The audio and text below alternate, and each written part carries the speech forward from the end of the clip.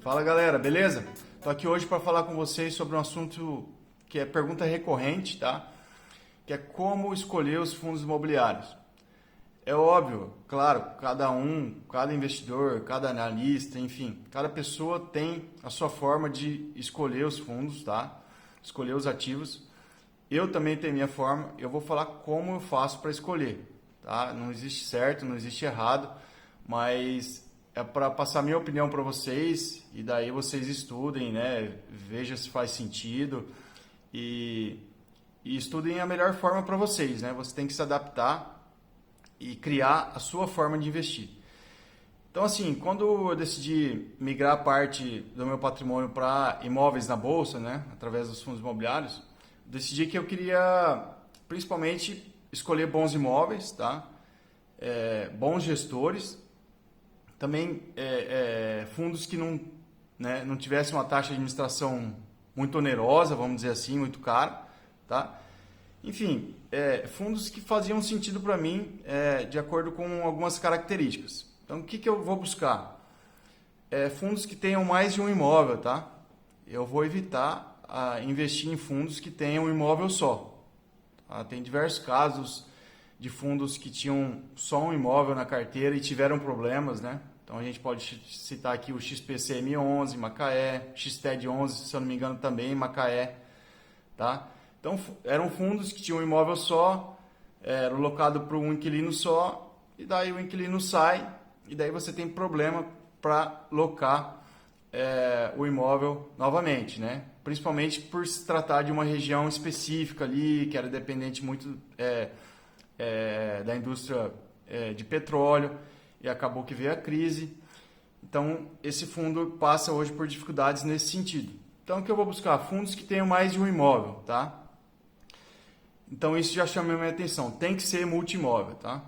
Então, automaticamente, eu também busco multi-inquilinos, ou seja, não adianta também o fundo lá ter 3, 4 imóveis em carteira e ser todos locados para o mesmo locatário, né? Para o mesmo inquilino. Então, assim, o fundo tem 4, 5 imóveis, mas é locado todos para a Ambev, eu já fico com o pé um pouco atrás. Então, de preferência que tenha mais de um imóvel e que seja mais de um inquilino dentro do fundo, tá? Então, essa é a primeira parte. Segunda parte, histórico de vacância, né, pessoal? É importante, porque você vai escolher um fundo ali, você precisa saber, né, qual que é o histórico de vacância do fundo. Se o fundo já teve problema, né? Se ele ficou vago por muito tempo, assim, uma taxa muito alta, 40%, o que aconteceu? Foi algum erro de gestão?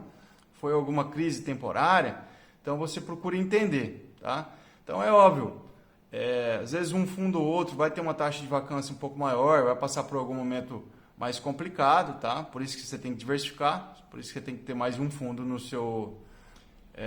na sua carteira.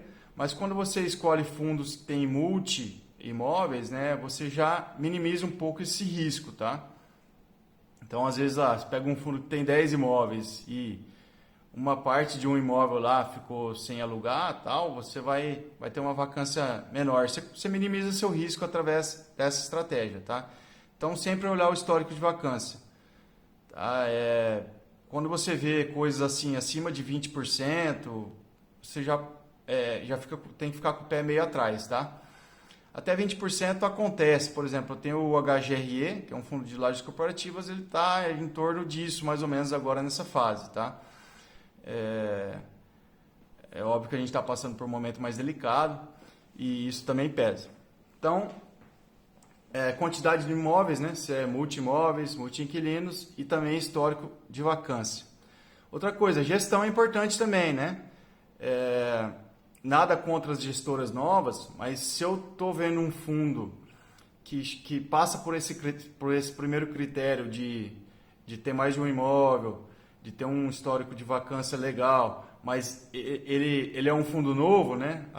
O histórico de vacância já vai ser muito curto, né? Então já fica complicada essa análise.